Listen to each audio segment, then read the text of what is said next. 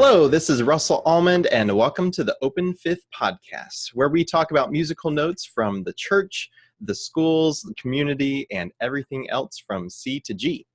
Now, today on our podcast, I have another very special guest with us, and her name is Ashley Danyew, and she's going to be talking about how to start, whether it be a children's choir or an adult choir or maybe even a handbell choir. So all the things that the Choristers Guild is passionate about. She is going to tell us how do we get that started. So a little bit more about Ashley. She is a musician, educator, writer, and creative entrepreneur. She also writes a blog and teaches online courses for church musicians and music educators, and that is at ashleydanyew.com, and I will give you a link in the description so you can get there and check out everything she has to offer. And she also does a private piano studio as well. She has a PhD in music education from the Eastman School of Music, and she has over 15 years in church music experience. And even more importantly, she has started a children's choir, a handbell choir, and an adult choir. So she is experienced in this subject, and I am looking forward to what she has to offer in helping all of us who might be starting these things.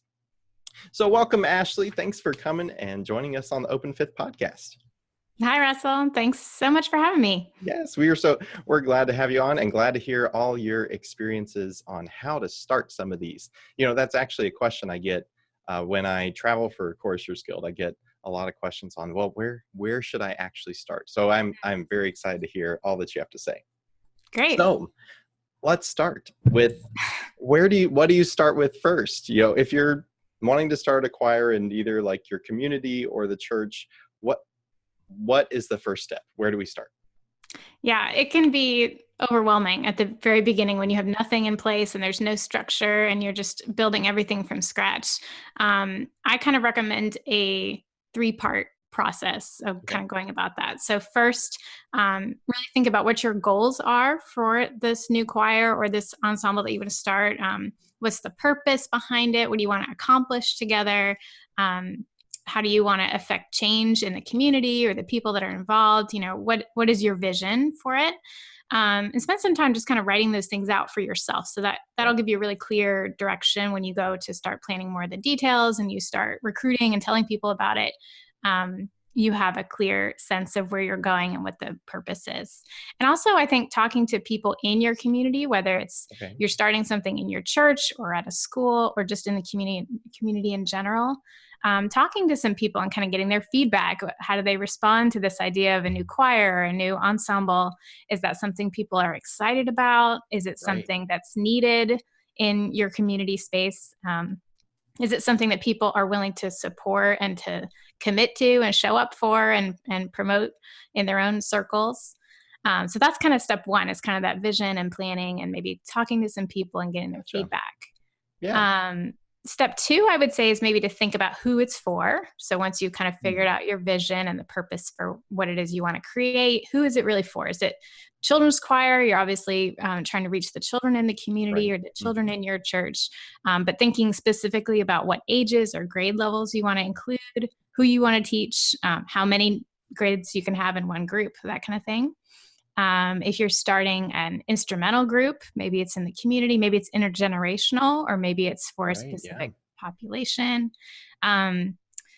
Adult choir, you could think about if you want it to be open to people who can read music already, kind of giving you a baseline, or if you want it to be open to anyone who wants to learn more about singing and to express themselves in that way. So this is just going to change the direction of where you go with that group based on some of those decisions.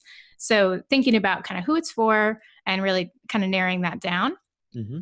And then setting up a rehearsal time and a schedule that's going to be based on your own availability as a teacher or director when you're free, what nights or afternoons you might have available. But also the venue that you want to be rehearsing at when they have some availability. So if you're having your rehearsals at a church or at a school, you're going to be sharing the space with other people and other groups. So when is the space available? But then also thinking about the people that you are creating this for. If you're creating it for retirees, you know, a morning or an early afternoon might be a really great rehearsal time versus children's choir is maybe, you know, an evening, early evening during the week. An adult choir might be, a Monday night, or it could be a Sunday afternoon, and so thinking about who it's for, their schedules, when it's going to be maybe convenient for them. Yeah.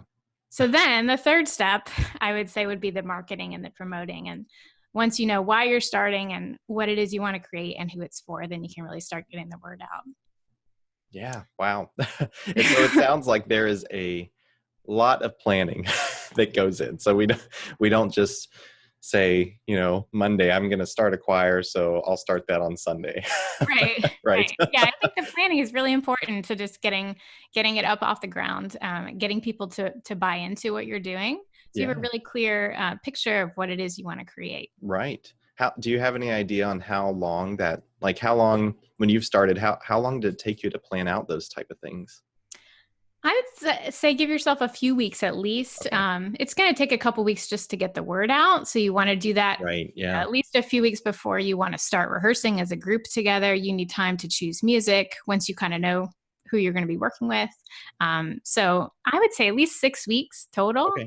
To maybe do some of that planning and thinking big picture and talking to people and getting some of those pieces into place, where you're going to rehearse, when you're going to rehearse, how often, and then talking to people and getting the word out, getting people to sign up. I would encourage people to sign up in advance, if possible. Just that way they show their commitment. They're in, they want to be participants in this. And then you have a really good sense of who's going to show up and what their capabilities are. And that helps you plan for that first rehearsal. Absolutely.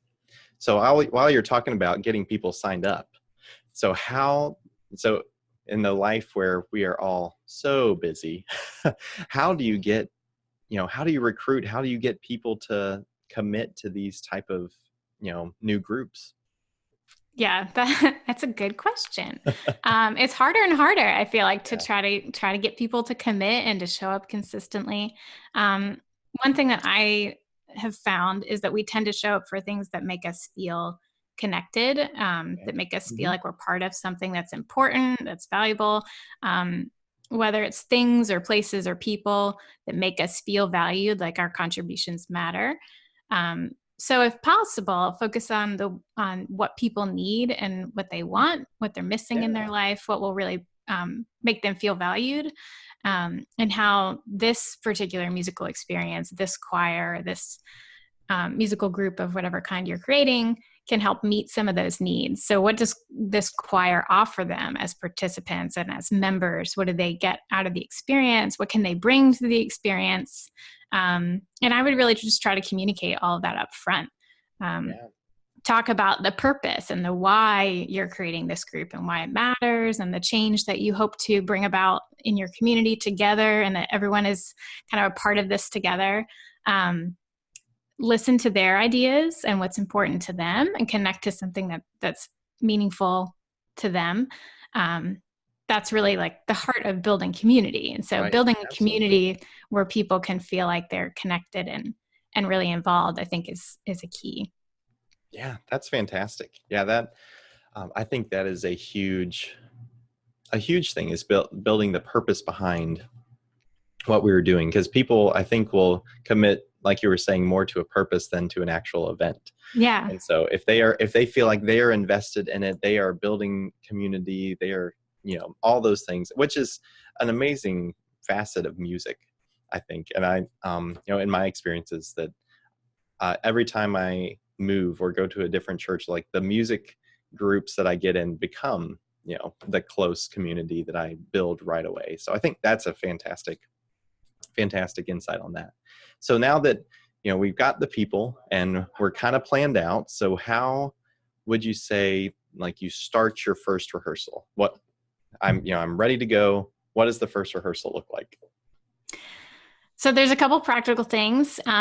Getting the rehearsal space set up and prepared. So if you're teaching children, having some visuals, having some teaching aids that are ready to go, maybe gathering some inspirational quotes or scripture verses or posters or things like that. If you have the ability to kind of display some of those things in the rehearsal space, that makes a difference.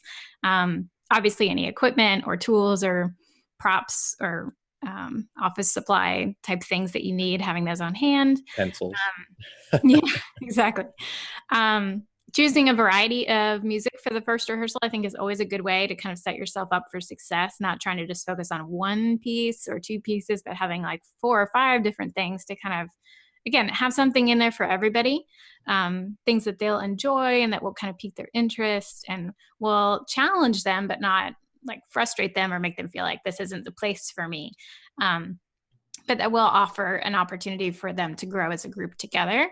In terms of preparing, make sure that you have really studied the music and you know it really well, especially when working with children, that you can just teach it and you don't even need the notation in front of you.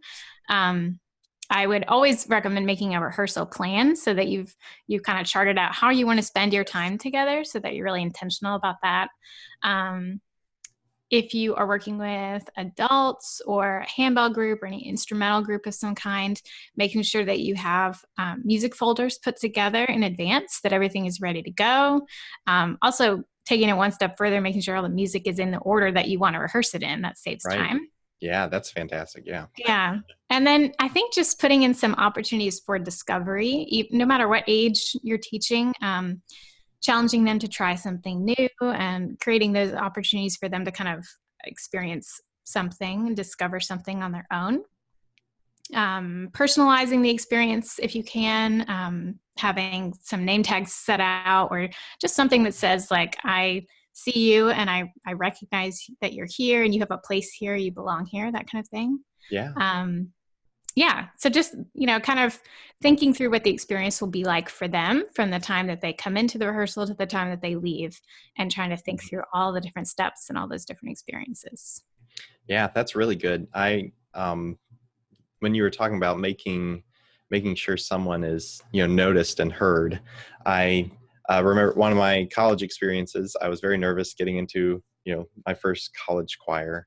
And, but the director, he made sure that he, greeted and shook hands with every single person, every single rehearsal. Wow. Which I always thought that was like something, as soon as I noticed, I was like, okay, that is something I'm going to have to implement, because it felt like I mattered as part of a group. And like you were saying, if you're starting a new one, that is so important to make each of those individuals matter. And I think that helps build the community that we were, talking about before. Exactly. So those are fantastic. It makes me want to start a choir now. I feel like I'm prepared. Go do it. You're right. But so are there any other like resources or anything that might even give us some extra help in this that we could go search out? Yeah. I've actually written a couple articles on this topic, but more specific for different ensembles. So if you're looking to start a children's choir, I have an article that's specific to that. I've written some about starting an adult choir and what that might look like for you. And then one for handbells as well. So I'd be happy to share those links. Yeah, and absolutely, I will get those links in the description for all of you all who are listening, so we can grab whatever it may be that you have, felt burdened, or that you've been asked to start one and you have no clue where to start. Well, hopefully this has been a little bit of a foundation, and we can get you those links to get you going even further. Well, Ashley, thank you so much for sharing all your experiences and all your wisdom in starting these choirs. I know that all the listeners will be appreciative of having this. So thank you so much for being on with us. It was my pleasure. Thanks so much for the invitation. All right. We will see if we can have you back sometime in the future. Great. All righty. Well, thank you all for coming and listening this day. This was helpful for me, so I hope it was helpful for you all as well. And if you're enjoying what you're seeing, make sure that you subscribe and notify to hear all of the new episodes that are coming with the Open Fifth podcast. This is actually our last episode of season 1. We might come back for some Christmas time, give a little Christmas special, but be looking out for season 2. We're going to talk a little bit more about maybe some planning things, some organizing, and we'll have some more special guests on it as well. So make sure, if you have any questions, that you drop them in the comment box below, or any suggestions on what we might be able to do for season 2. So thank you for listening, and we hope you will come back to the Open Fifth podcast.